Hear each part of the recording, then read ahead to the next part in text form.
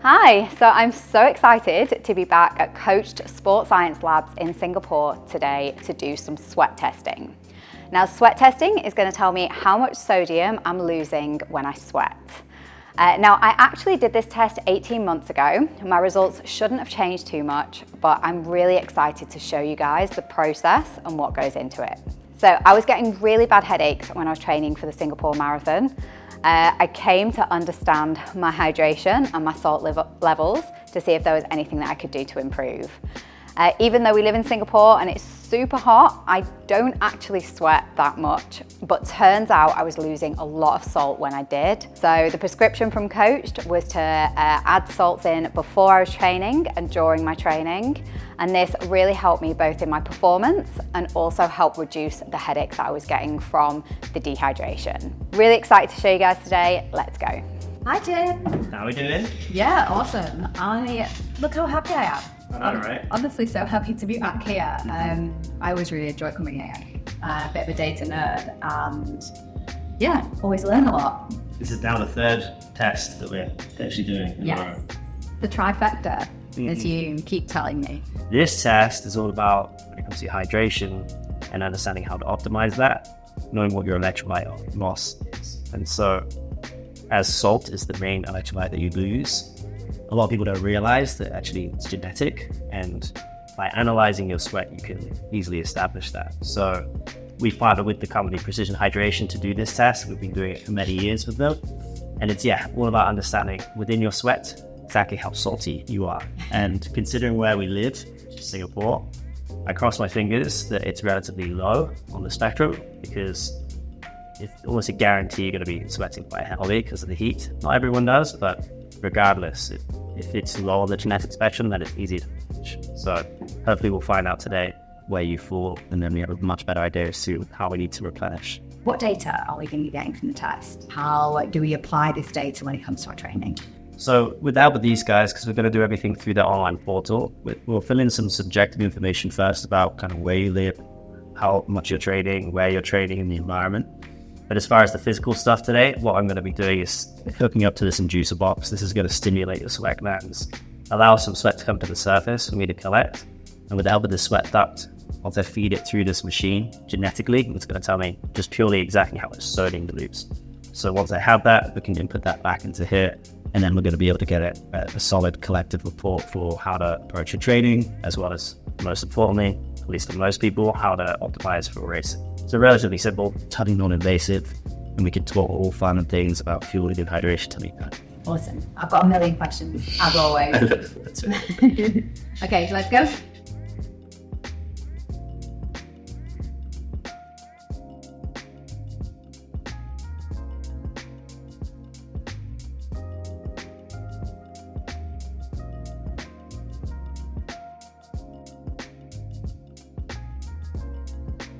When I hear that beep again, that means it's done its job. You might slowly but surely start to feel that. Oh, I can definitely feel a little tingling, particularly with the black one. I can almost feel like a little pinching almost. Good, so it means it's doing its job. So in the meantime, what we'll do is we'll go through this questionnaire, make sure it's as accurate as possible for what you have going on right now.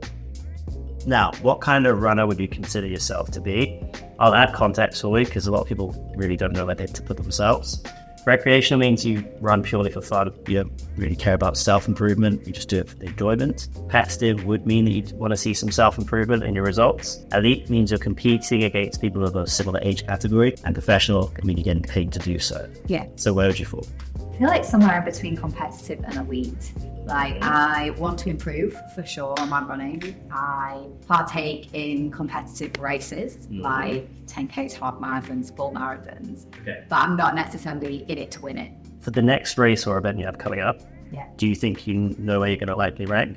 I think it's top 20, not top 10. Is it top 20%? All right, then I'm going to go with elite. Okay.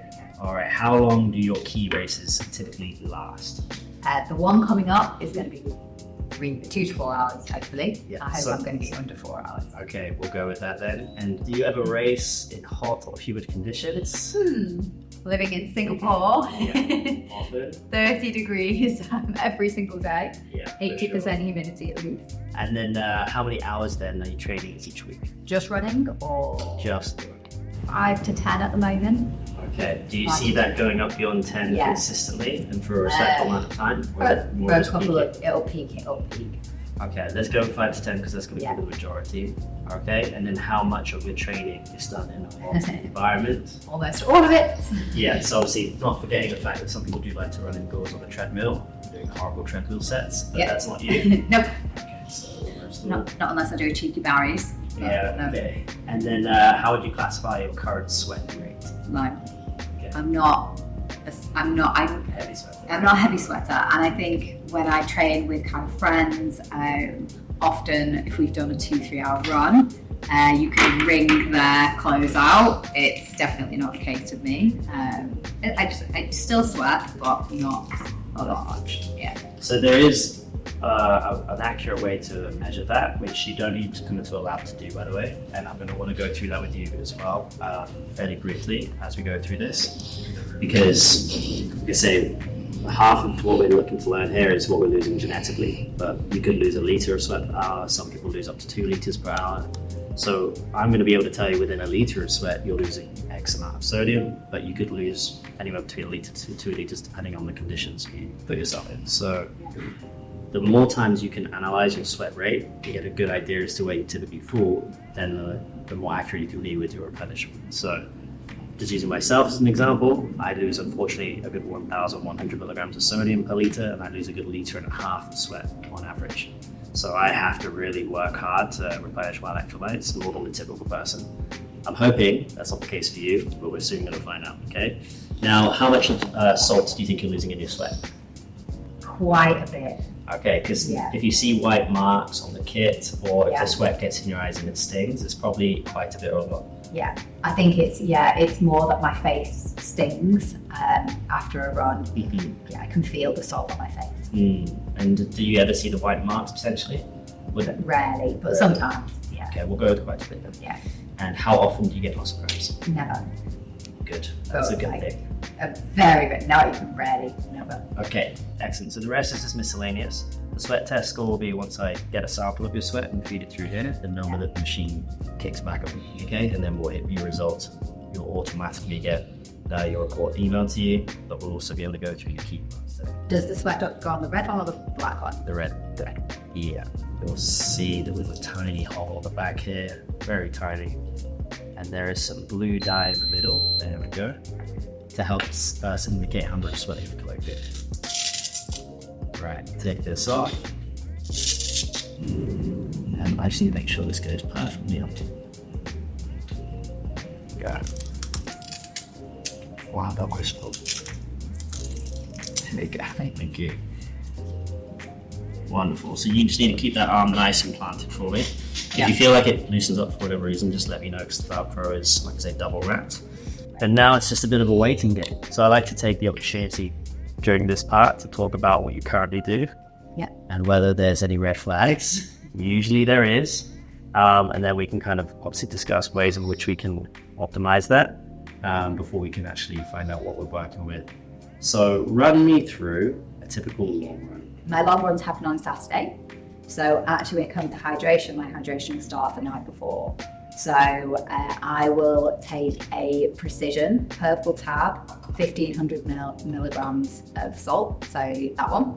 I will take one of those in a glass of water, and I'll take that before bed.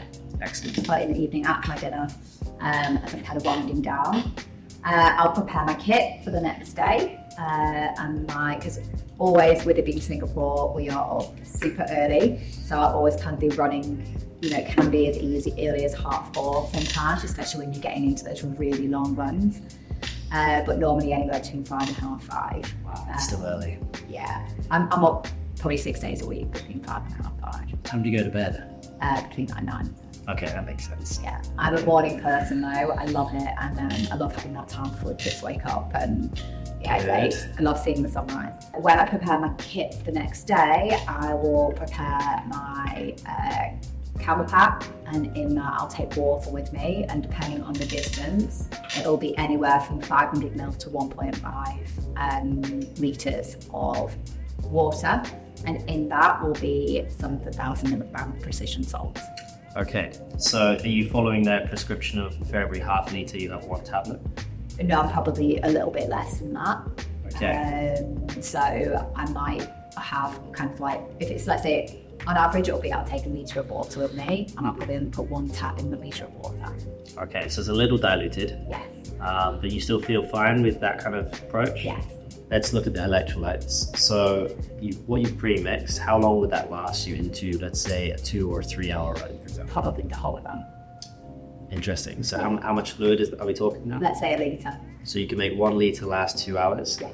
Yeah, easily. So you're doing about half a litre per hour? Yeah.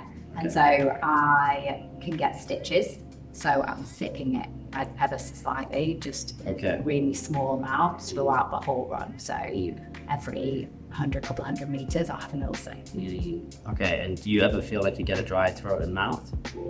Sometimes, but not so much. Okay, what about bloating or the fluid sloshing around in your stomach? No, I don't get that. And that's what I've worked really hard to avoid. And that's very much my strategy of like having small sips often rather than having gulps. And this is why even during race day, I will not, whether it's a half marathon or a 10K, I will not drink water on the race. Okay. I'd only have what's in my camel pack, because I've found that if I stop, chug a drink, try to get going again, that's when I'll get a stitch, or that's when I'll start to feel the liquid sloshing in my stomach. Yeah, because you're chugging, meaning you're consuming a good enough I'm fluid. too much. Yeah, okay. So just for clarity then, in a litre of fluid, you have one of these pH 1000 tablets. Okay, and now one tablet would have 500 milligrams of sodium. By the way, breaking the numbers down for you, so that would mean that in half a litre of fluid, which you drink every hour, you're drinking about 250 milligrams of sodium. Oh, I thought they had. I thought. No, they don't. So I thought one tab was 1,000 milligrams. they're marketed based on saying pH 1500, pH 1000. Yeah. The reason why is because if you were to have 2 tablets in a litre of fluid following their prescription, you would get 1,500. The reason why they do that is because through the test, they tell you within a litre as well how much sodium you lose. So what they're basically trying to say is, if we were matching the litre of sweat loss with the litre of fluid consumed, you follow their prescribed serving sizes, you would get 1,500. Yeah. But it's not one tablet, it's 1,500, it's 750. Wow, okay, so I've actually been having half It pays to look at the back of of it. what I thought I was having. Right, wow, okay. Yeah. Interesting. So there's a chance you're probably able to lower it. Yeah. Electrolytes. Yeah. Well, I can imagine that by taking this stuff compared to what you had previously done, already it's obviously increased the amount of sodium, but I suspect you could benefit from a little bit more. We'll soon find out based on exactly how much salt. Okay. You can see the blue. Exactly, yeah. Come So you can on. see that already things are starting to collect and it's starting to work its way around. Add some light pressure, you'll see it kind of speed things up a tad. But what we need really is just about 3 to 4 rings. That's usually enough for sample, but honestly, the more the merrier. So we'll try let this collect as much as possible. And I don't know if there's any science to this, because I've done countless tests now, but it seems like those who have a high sweat rate fill the ducts quite quickly. Those who have a low, or think they have a low sweat rate, it takes a fair while. So it's moving for you, but it's not moving as fast as some other people I've had come in. Yes, do it within 5 minutes, you know? So yeah, I believe your sweat rate is probably what's saving you a little bit, because again, testing you around 1,000 milligrams is what your last report said, right? If you were losing the same sweat as I am, which is a litre and a half, that would mean that you're losing about 1,600 milligrams of sodium per litre. Right? And that's a respectable amount, per hour, which is a respectable amount of salt within that time. Having Half of one of those is not enough. Yeah, back bar. Who should be doing a sweat test? anyone who is living in this part of the world, certainly, and decided to do any kind of outdoor activity for moderate to a long period of time. You know, I see a large amount of runners, athletes, cyclists, mainly because we typically tailor to those individuals, or what we do here helps to enhance their performance. But I've actually also had a fair amount of tennis players and even people who play golf, because those types of sports have them on the court for 2 to 3 hours, and certainly tennis is fairly intense. But even with golf, it's relatively low intensity, but people could be doing, 3 to 4 hours depending on their time, and in this climate, they'll be sweating a respectful amount. So anyone, who knows they're going to be out in extreme conditions and perspiring heavily, could benefit, you know. But as far as the applied side, that's always up for debate because of the different sports that people can do. But whether you're beginner to or advanced, doesn't matter. We all aspire, right? So yeah, you can certainly benefit. Yeah, and you should only need to do this test once. Only once, yeah, because from what I understand through partnering with these guys, it hardly changes as you age, right? So once you know, you can apply that information accordingly. Yeah. So you said it was genetic. I've got kind of a bit of a weird question. Okay. My parents actually add a lot of salt to their food. You know, they're always, whenever a cooked meal is presented in front of them, they're adding a lot of salt. Is that related to this at all? No, yeah. Because if you had, let's just say you came in and had loaded on sodium beforehand, that would theoretically change the data we collect, but it's not the case. Like, it's purely tied into your DNA. So anything you consume at a given moment won't have an impact on the data itself. The only thing that can make this test a little bit harder or easier to conduct is how dehydrated you are. So if you do perspire a lot before you come in and you haven't replenished that fluid, just getting a decent sample and getting enough fluid out of you can be a little bit cumbersome, but the concentration. So, and it's craving salt has got nothing to do with this at all. Craving salt is, I think it's just a primitive thing for us all, man. Like, you know, it's that typical caveman, you know, craving we will have. But if you do find yourself craving salt, it's likely due to the fact that you've probably lost a respectable amount of it through exercise, because I know I'm like that. Certainly my diet, if I've gone and trained for a respectable amount of time, I do typically gravitate towards carbohydrates and saltier foods. Yeah. But no, it's not going to have any impact on today's results.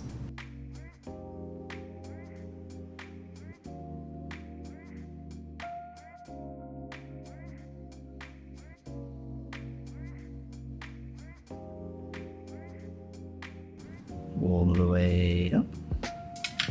That's filled with your sweat. And we can take this off. So let's see what we're working with. So I'm going to feed this through now. As I do, this dial will register how much we're working with. Yeah. I'll feed it all the way through and reverse it back. The highest number is your sweat test score. Okay. So this is a nice slow process. So that's everything. It's come all the way through now. You are losing, Shell, 1,105 milligrams of sodium per liter of sweat. So as far as where you rank on that spectrum, you can see you fall literally right at the top end of medium. So you are above the average, which is considered to be 949 milligrams of sodium. The lowest some people have come in at is 204. The highest can be well up into the 2000s. So we're definitely not on the lower end, but it's just somewhere in the middle. So this is decent. We're talking 4 figures. So if we're losing more than a litre per hour, of course we'd have to consider this is going to be higher. If we're losing the same, if not less, then it's going to fall lower. Yeah. Okay? This is what most people come here for. I have your other report up. Do you want me to see what it says? Yeah, let's have a look if we've got it up. Let me see. Might have changed it down. Not really. 1,085. Yeah. 1,100. So we're talking like 20 milligrams. Okay, good. Let's go through step by step and touch on the key parts as to what you need to be doing. Before a race, we need to do something called preloading. This is where we get our electrolytes on board before the races. The reason why, because we ultimately want to maximize blood volume, okay? The higher your blood volume, the less stress your cardiovascular system is under when it comes to getting oxygen to the working muscles. So salt retains the fluid you drink, pulls it back into the bloodstream, and therefore increases your blood volume. So your heart won't work that hard, okay? And it's basically setting you up well for when you do start the race. You're brimming the blood tank, so to speak. Obviously, the second you start to perspire and sweat, you lose that sodium, which is withdrawn from our blood plasma, and so it's just reversing that effect. So the goal is to, once we've preloaded, to maintain a respectable amount of electrolytes, and keep retaining fluid back into the bloodstream, so much so that the cardiovascular system isn't stressed as much. How many days before a weekend of doing preloading? Right, so the what to do's is you're suggested to have one of the pH 1500 servings and half a litre just the evening before the race, okay? So you don't need to preload any earlier than that. Just the night before, if you're having a morning race, which in this country you typically will, slowly drink that before you go to bed, and then you're going to repeat that process again 90 to 45 minutes before the start of the race. So if we're racing at probably 5 a.m. here or even earlier, you would start drinking that second solution at 3:30. You just slowly drink it over 45 minutes, okay? That still gives you 45 minutes to go to the toilet, which actions it if needed, but more importantly, allow your body to retain that fluid, because hydration is like chess. You have to be 2 or 3 moves ahead of yourself.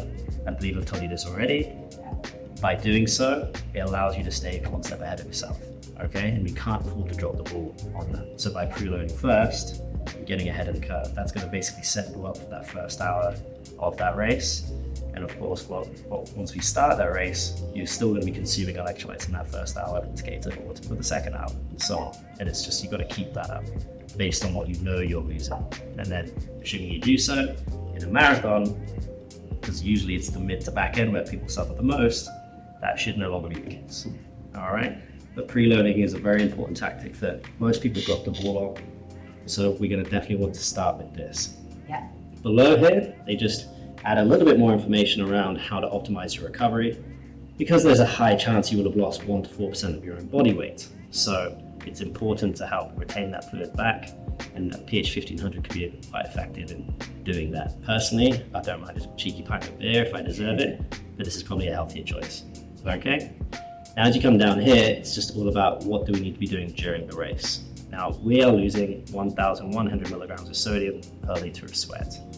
As soon as we know whether we're losing a liter per hour, which I'm going to go based off of the fact that we're in Singapore, that you probably are, Yeah.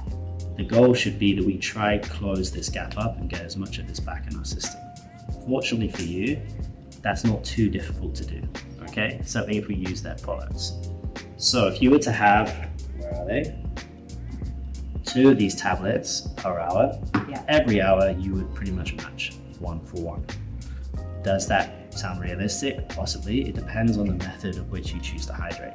And this is the part of the conversation where it's totally up for debate, because there's no one size fits all when it comes to how to take your electrolytes back. It's usually black and white when it comes to how. When it comes to carrying a soft flask or not, people are usually either or. But considering how hot and humid it is here, to me, it would be the most practical approach. If you can learn to live with carrying something, it's going to be probably the best way for you to reinforce making sure that your electrolytes remain high and you don't suffer the consequences. But of course, aid stations are there, but more often than not, water is going to be useful, but any electrolyte product they offer as well is too diluted to match your requirement. So I'd encourage you to rely on the race aid stations for the water, but carry electrolytes with you to mix in as and when that time comes about. Yeah, so I always have water on my back. So if I've got a litre of water on my back, after the first hour, I have to pop another litre in, a couple of taps. So here's the thing. You told me though that you don't drink a litre per hour, which is okay. So we just got to make sure that if you're drinking about half a litre, because that's what feels normal to you, that we are trying to get close to around 1,000 milligrams of sodium within that hour. So it's more concentrated. It does, yeah, it can be. It doesn't have to all be in that 500 milliliter of fluid though. You can also potentially have salt pills that you also wash down on top of maybe say 500 milligrams of sodium in that half a litre. So you could have one of these tabs in half a litre. That's already half of what you're losing put back. But 1 or 2 of their sweat salt pills could give you another 250 to 500 more, assuming that you don't mind swallowing pills. That's fine. So I didn't actually know that they have those as products. I only know these in the sachets. So this is what they look like. Yep. What's great about these is they come in a blister pack, like so. So you can, in advance, cut them into pairs, round off the edges because it's aluminium, and just stick them in your back pocket and they're protected from sweat. So one of these has 250 milligrams of sodium, 125 milligrams of potassium. So if you need to top up on top of the fluid you carry, this is a smart idea. Fantastic. Okay, great. So yeah, it's just all about rinse and repeat. My advice for people is during your training, which is what this next tab is all about, how can you in your long runs figure out and simulate what race day looks like and hone in on what works best for you.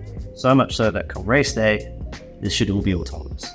I don't want you to have to think about your electrolytes and fueling and do I have enough of this, enough of that. I'd rather you just focus on your pacing, making sure that you pace the race properly. Because you could have the fitness to run a PB, you could have everything you need to fuel well, but if you're not focusing on that element, and you go out the gate too hard, the results aren't going to reflect. So yeah, this is mostly what we need to cover as far as how you can optimize your hydration. But once again, I think it's fortunately easy for you to be one of these tablets, 2 of these pills every hour on the hour till you cross. Cool.